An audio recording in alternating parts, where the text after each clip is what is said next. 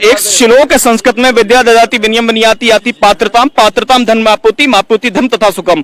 विद्या से विनय आती है, विनय से पात्रता आती है, और पात्रता से धन आता है, और धन से धर्म पैदा होता है। जब बेरोजगार होंगे तो देसी घी कहां से आएगा दिया जलाने को? प्रसाद भंडारा भी तो पैसे से ही होगा ना। राम मंदिर कंप्लीट होने जा रहा है, उसमें अब लोगों को ये नहीं मिलेगा ना कि अब किस विषय पे ये लोग वो करे, तो ये लोग किसान का मुद्दा उछाल रहे हैं। सिंपल। इन्होंने राम मंदिर का कहा। मैं हिंदू धर्म सनातन धर्म से आता हूं और मेरी अपनी धार्मिक आस्था है। एक कहावत कही जाती है, कण कण में व्यापे हैं राम, मत भड़काओ दंगा लेकर उनका नाम। अभी राम मंदिर पे मैंने देखा कि ऐसी सी बुजुर्ग महिलाएं जिन्हों की पेंशन, पूरी पेंशन राम मंदिर के लिए दान कर दी, और जमीन में कितना बड़ा घोटाला आया। अयोध्या के मेयर और जो ट्रस्ट के सदस्य हैं वो बता रहे थे कि 16 मिनट में 2 गुना 3 गुना दाम हो जा रहा है।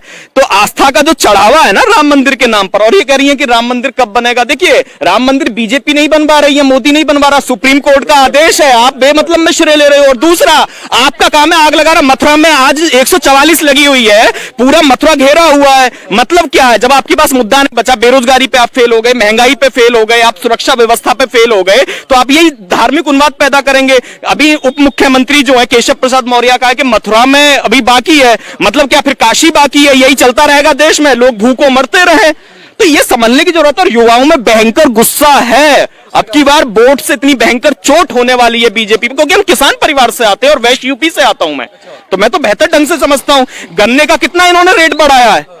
तो ये समझने की जरूरत है कि अगर इस देश को बचाना है तो ये सामाजिक समरसता होनी चाहिए। रही इस्लाम की बात, मुसलमानों की बात, देखिए इस देश में सभी धर्मों के लोग मिलजुल कर रहे हैं। मुसलमान हमारे पे 1000 साल से है, तब हिंदू 80% है, अब तब तो खत्म नहीं हुए। अब कौन सा संकट है, इसको समझने की जरूरत है। मेन मुद्दे हैं बेरोजगारी, शिक्षा का भी न्यू एजुकेशन पॉलिसी आई है, उसमें शिक्षा पर हमला बोला गया। तो लोगों को ये समझना है, युवाओं को समझना है कि बेहतर ढंग से वो मतदान करें और इस सरकार को उखाड़ फेंकें। तुम सार्वजनिक क्षेत्र की जितनी नौकरियां उनको खत्म कर दे रहे हो। ये कह रहे हो कि संविदा पे 5000 की 6000 की नौकरी कर लो। 5000 6000 10,000 पे कोई काम कर लेगा? महंगाई कहां से कहां पहुंच गई है। पेट्रोल 100 के पार है, सिलेंडर 1000 का हो रहा है, और तमाम चीजों पे जीएसटी, बुक्स पे जीएसटी लगा दी इन्होंने, स्टेशनरी पे जीएसटी लगा दी, अब कपड़ों पे 12% जीएसटी लगा दी। देखिए ये क्या है, इनका इवेंट्स मैनेजमेंट है पूरा। होता कुछ है, दिखाते कुछ है। अगर जितना पैसा विज्ञापन पे खर्च करते हैं, इतना अगर ये सरकारी योजनाओं पे खर्च कर देना, तो वास्तव में जमीनी स्तर पर परिवर्तन दिखाई देगा। और दूसरा, मैं एक बात और कह रहा हूं, जातिवाद भयंकर इस सरकार में, देखिए बिल्कुल भयंकर है। बीजेपी कहती है जातिवाद हमारी पार्टी में। पर्टिकुलर आप एक सर्वे करा लीजिएगा, पर्टिकुलर एक सर्वे आप करा लीजिएगा, पर्टिकुलर किस जाति के लोग किस जगह पे बैठे हुए हैं, थानों में कौन लोग हैं, जिलों की कमान कौन संभाले हुए हैं, आप सर्वे कर लीजिएगा, आपको उत्तर मिल जाएगा। मेरा नाम है अनुपम शर्मा। नारे और नारेबाजी होती रहेगी, ठीक। जो मतलब अभी का जो पॉइंट ऑफ व्यू है सभी का, वो है रोजगार। रोजगार इंस्टेंटली कुछ भी नहीं होता है, और प्लस जो सब ओवरऑल डेवलपमेंट देख रहे हैं तो 70 साल का कचरा है, साफ होने में टाइम लगेगा, ठीक। अभी तो ज़्यादा टाइम हुआ नहीं है। धैर्य होता है ना, अंत भला तो सब भला। धैर्य रखने की जरूरत है सभी को। आएंगे योगी जी फिर से, दोबारा ही आएंगे। और रही बैनर्स की बात, तो ये सब करवाते हैं, ये कोई नया इशू नहीं है कि हाँ इन्होंने कोई पर्टिकुलर बीजेपी ज्यादा करवाती है। अगर काम किया होता तो बैनर लगाने की जरूरत नहीं पड़ती। हमारा पड़ोसी नौकरी कर रहा होता और हमारा पड़ोसी नौकरी कर रहा होता। 10 साल पहले भी बेरोजगार था, 5 साल पहले भी, आज भी बेरोजगार है। 4.5 लाख नौकरियां कह रहे हैं, 40 लाख लोगों को बेरोजगार किया है। उसकी कई लिस्ट हम आपको दे दें।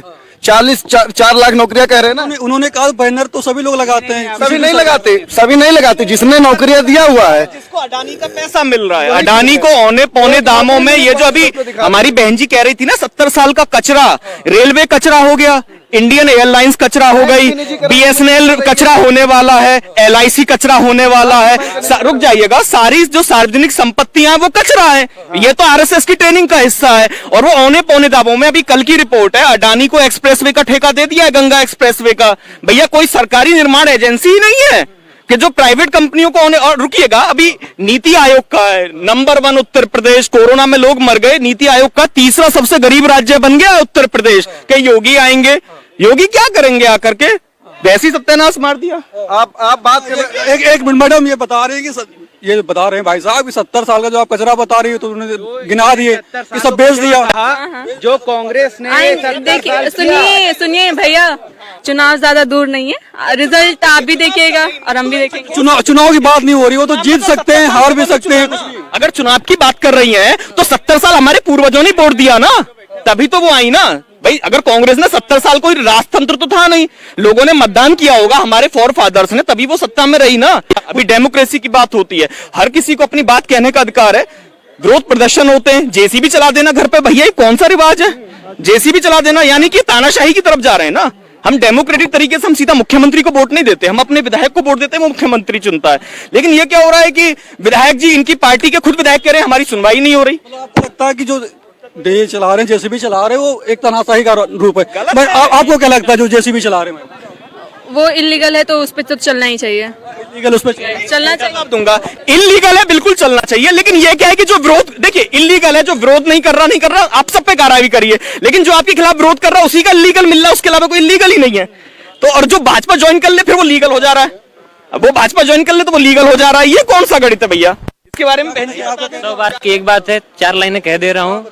सत्ता जब नकारी हो जाए, कि सत्ता जब नकारी हो जाए, सत्ता ही हत्यारी हो जाए, तोड़ो चारों टांगे कुर्सी की, कि इस सत्ता इससे पहले फिर हत्यारी हो जाए। अच्छा, मतलब कहना क्या चाह रहे हैं कि उत्तर प्रदेश की सरकार सही? तुरंत ये उत्तर प्रदेश सरकार, ये बताइए कहाँ लिखा रहता है कि किसी का आप अगर करते हैं अपराध तो उसमें आपके माँ बाप की क्या गलती रहती है? उनका बसेरा उजाड़ दे रहे हैं, उनका घर उजाड़ दे रहे हैं, उनमें उनकी क्या गलती है? गलती जिस विक्टिम जिसकी है उसी करिए ना। एक बार रोजगार मांगते हैं तो लाठियां देते हैं। छात्र 2014 में, उसके बाद अभी 2018-17 में उम्मीद लगा के भाजपा को वोट दिया था और हमको क्या मिलती? लाठियां मिलती। हम रोजगार मांगते हैं। मैं बताता हूँ, मैं 2012 में आप लोगों ने भाजपा को ही वोट दिया था? जी बिल्कुल, आराम से दिया था उसको। और जानते हैं मैं ग्रुप डी क्वालिफाई किया था, लेकिन हमको उसका रिजल्ट ही नहीं पता चला कब हुआ। मैं नेवी का फॉर्म भरता हूँ तो मुझे पता नहीं चलता कब उसका रिजल्ट आता है। ठीक, सुपर टेट का मेरे बड़े भाई का एग्जाम लगा था, आज 1.5 साल हो रहा है, उसका एग्जाम नहीं हो रहा है। ठीक, 1.5 साल हो गए, एक एग्जाम नहीं करा पा रहा। एग्जाम कराए थे अभी यूपी टेट का, उसमें हो गई धांधली। ठीक, कहाँ से जवाब देंगे ये लोग? अच्छा मैम, आपको क्यों लगता है कि जो योगी जी रहेंगे, मोदी जी रहेंगे तो देश का इस्लामीकरण नहीं होगा? ये क्यों लगता है? क्योंकि जिस हिसाब से चीजें चल रही हैं अभी भी, और आज तक मतलब लोगों को मतलब एक बहुत अहम मुद्दा मिल गया था। मैं बोलूंगी नहीं कि राम मंदिर, जब जब जब मतलब चुनाव इलेक्शन आते थे तब सब यही उछालते थे कि राम मंदिर राम मंदिर राम मंदिर।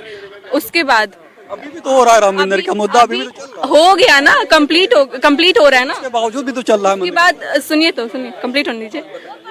राम मंदिर कंप्लीट होने जा रहा है, उसमें अब लोगों का ये नहीं मिलेगा ना कि अब किस विषय पे ये लोग वो करे, तो ये लोग किसान का मुद्दा उछाल रहे हैं। सिंपल।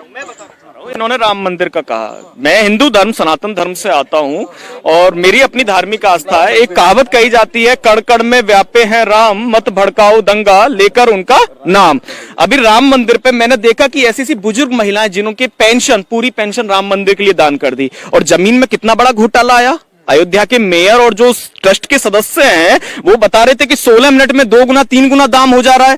तो आस्था का जो चढ़ावा है ना राम मंदिर के नाम पर, और ये कह रही है कि राम मंदिर कब बनेगा। देखिए, राम मंदिर बीजेपी नहीं बनवा रही है, मोदी नहीं बनवा रहा, सुप्रीम कोर्ट का आदेश है। आप बेमतलब में श्रेय ले रहे हो। और दूसरा, आपका काम है आग लगा रहा। मथुरा में आज 144 लगी हुई है, पूरा मथुरा घेरा हुआ है। मतलब क्या है? जब आपके पास मुद्दा नहीं बचा, बेरोजगारी पे आप फेल हो गए, महंगाई पे फेल हो गए, आप सुरक्षा व्यवस्था पे फेल हो गए, तो आप यही धार्मिक उन्माद पैदा करेंगे। अभी उप मुख्यमंत्री जो है केशव प्रसाद मौर्य का है कि मथुरा में अभी बाकी है। मतलब क्या फिर काशी बाकी है? यही चलता रहेगा देश में, लोग भूखों मरते रहे? तो ये समझने की जरूरत है। और युवाओं में भयंकर गुस्सा है। अब की बार वोट से इतनी भयंकर चोट होने वाली है बीजेपी, क्योंकि हम किसान परिवार से आते हैं और वेस्ट यूपी से आता हूं मैं, तो मैं तो बेहतर ढंग से समझता हूं। गन्ने का कितना इन्होंने रेट बढ़ाया है।